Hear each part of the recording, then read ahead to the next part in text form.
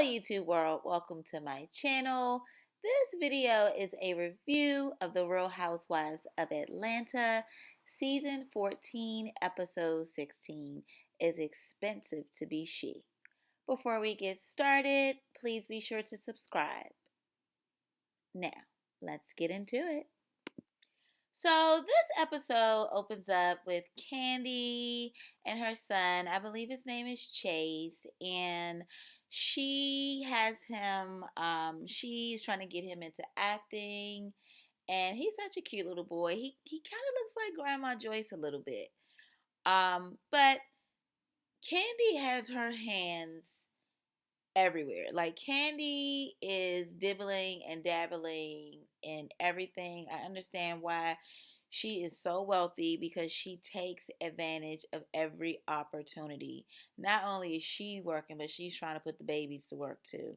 So Candy is definitely an example of black excellence and a strong woman, because she is really doing what she needs to do to create wealth for her and her family. So kudos to Candy. So Sheree and Sonya, they visit Drew. Her foot injury, leg injury, whatever it was. So they came by her house to spend some time with her, visit with her, just to check on her, make sure all is well. And they get in the conversation about Kenya and Sonya's interaction while in Jamaica. And Sonya tried to get it ahead of the game and say, like, yeah, she really got me together, or however she worded it. Because she was a little ashamed and embarrassed that she tried to stand up to Kenya. But Kenya is one of those that you can't, if you're not ready, don't even try it. And so she tried to save face a little bit, which is cool. Just admit you tried to stand up to Kenya, it didn't work out too well for you. At least she admitted it. And the look on Drew's face and Sheree's face, like they had the look on their face, like how your friends will look like if they know like you didn't, you know, lost an argument or something like that, but they're still your friend, so they're gonna downplay it a little bit. So that's the look that Sheree and Drew had on their face. But Sonya, she always seems like she's trying a little too hard. Like she's really trying to come back next season. That's what it seems like. And can you blame her? Like this is a great platform for her. I would want to, try to come back the next season too. But I wouldn't put myself out there. Like I would just be authentic as possible. And I think that she is somewhat being authentic, but she's not really comfortable yet. So I think she probably could read Kenya. Maybe. But she's not comfortable yet. So she's still trying to find her footing.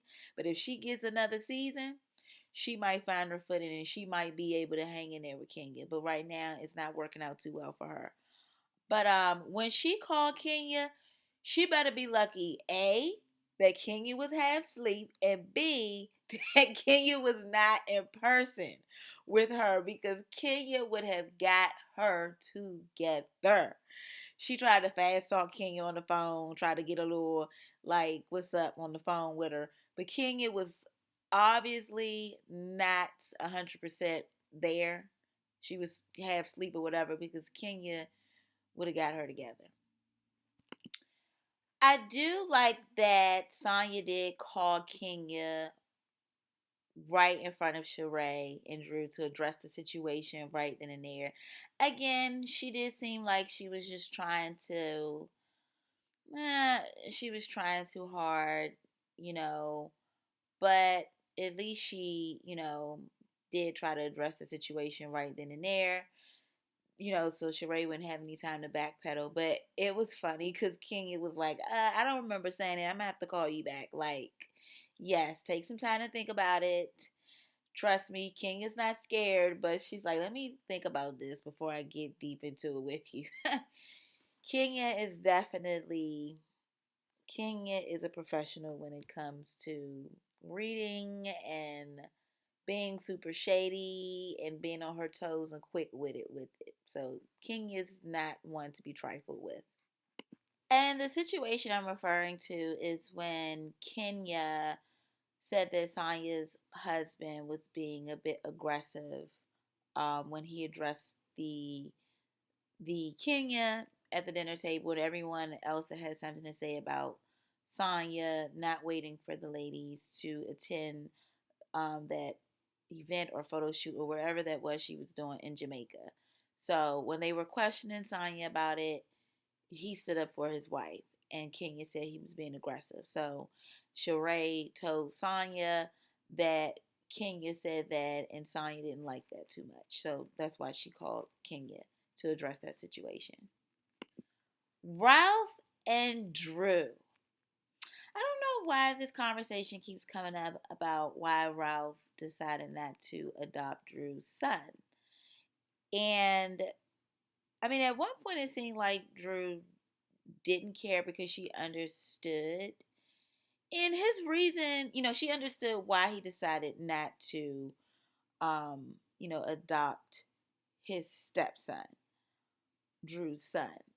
And then it's brought up again. He's there, it's Drew, Ralph, and his mother-in-law, Drew's mother. And she lets him know that she told her mom that he decided not to adopt Josiah. That's her son. And so, the mom asks him about it, and he, you know, tells her, that he had a conversation with Josiah's father and how his father wasn't uncomfortable. He was not comfortable with it. So that's why he decided to not adopt him. That makes sense. I mean, that's a good reason. It makes a lot of sense. However, Ralph always seems like he is hiding something. What? I don't know. I don't even want to speak negative, about him, them, their family, because they, you know, they're a beautiful family. But Ralph definitely seems like he has one foot in and one foot out, and he's playing the role right now. But somewhere along the line, down the road, it would not be a surprise if it wouldn't be a surprise if I don't even want to say it, but and I don't mean like his.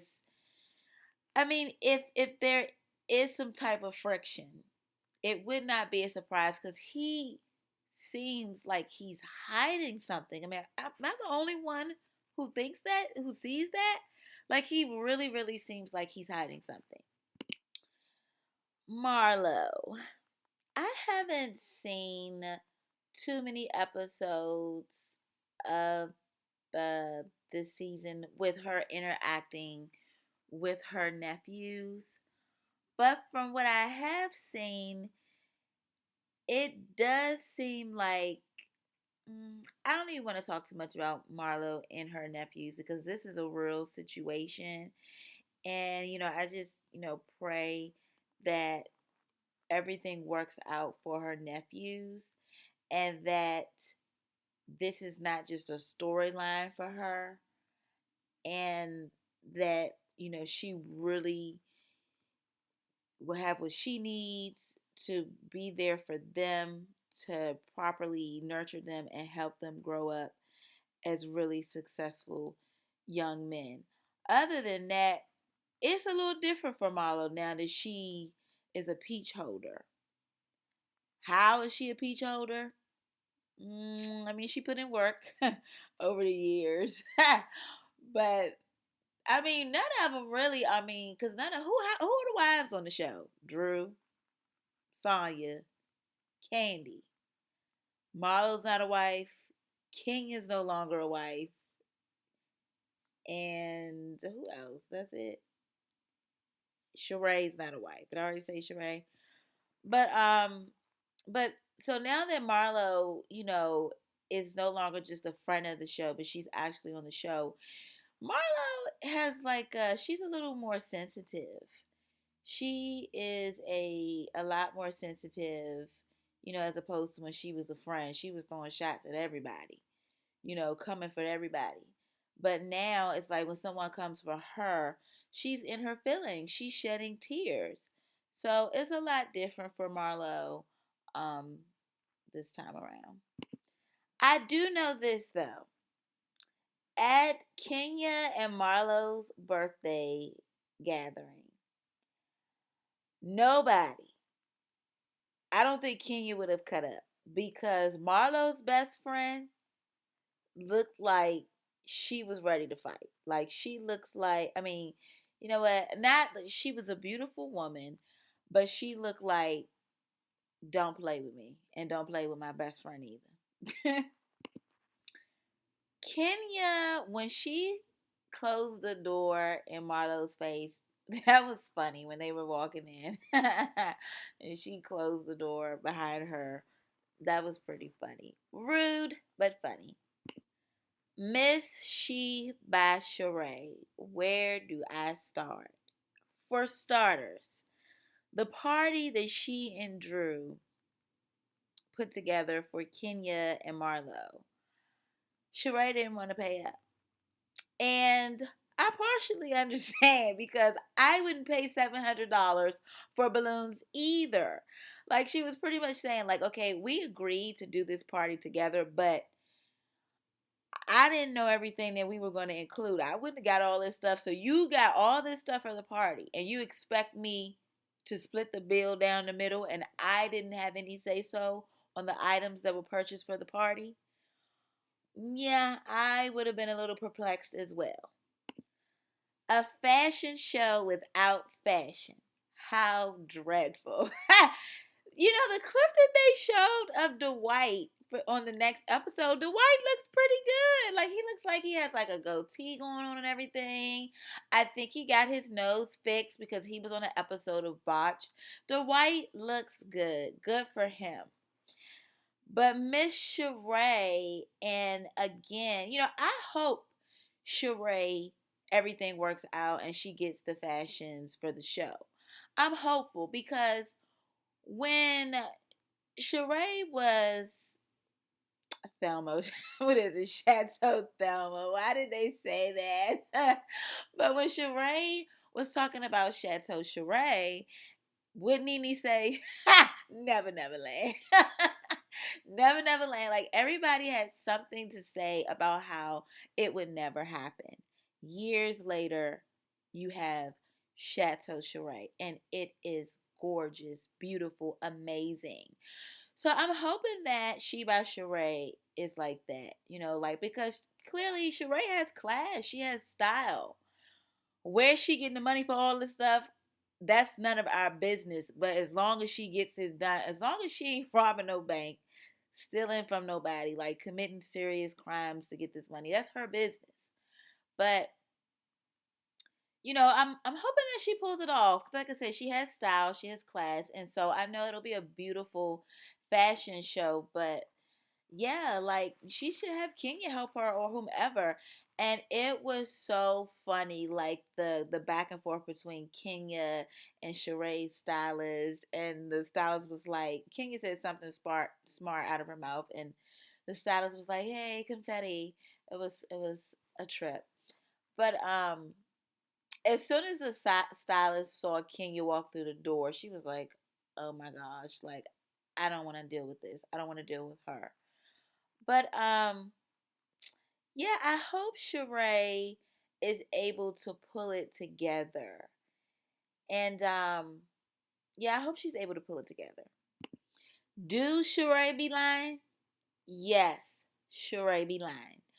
Because when she mentioned something about her fashions being stuck in Alaska or whatever she said, the lies. Like, even Candy was like, really, come up with a better excuse. And when Sheree is lying because she tries so hard to sound like she's not lying. And then she kind of like pauses and stutters a tad bit. Like, Sheree be lying. I don't remember how Sheree and Phaedra ended things.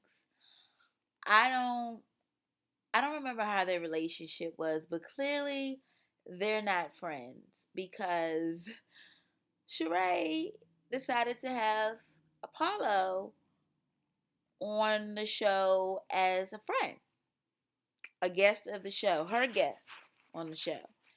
And yeah, like so her and Phaedra, they must not be on good terms at all. But Apollo told Sheree exactly what was really going on with Tyrone. Like when she told him like what happened, how Tyrone stood her up, and um Apollo said like he knew Tyrone while he was in the system, and he was like surprised to find out that he was dating Sheree.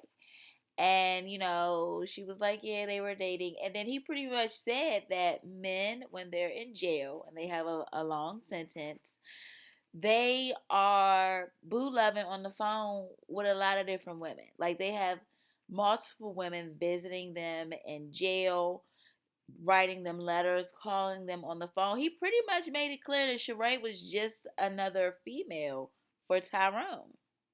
That's it. So in the previews for the next episode, we see that Tyrone shows up to the She by Sheree fashion show. I would have denied his access. There is no way he would have walked up in my fashion show looking like a fake rapper, celebrity, whatever. Like he really showed up like he really showed up like he was fitted, suited, and booted. Like he really showed up like ah Tyrone was camera ready. Not on my watch. He would not have gotten any camera time. Like he stood her up. Like she was really laid the red carpet out for him. Look, you're in jail. When you come home, I got a mini mansion prepared for you, a chateau prepared for you. I got a TV show prepared for you. How you got all this and still get stood up? How does that happen? And then after he stands you up, he gets to walk back in your life. You know why? Because you're trying to get on the next season. You're trying to maintain your peach. I get it, but I don't get it because no, you're not going to embarrass me. You're not going to walk in and out of my life. You don't get to call the shots. But this is reality TV, and sometimes people will allow things to happen just for TV, just for fame, just for a check.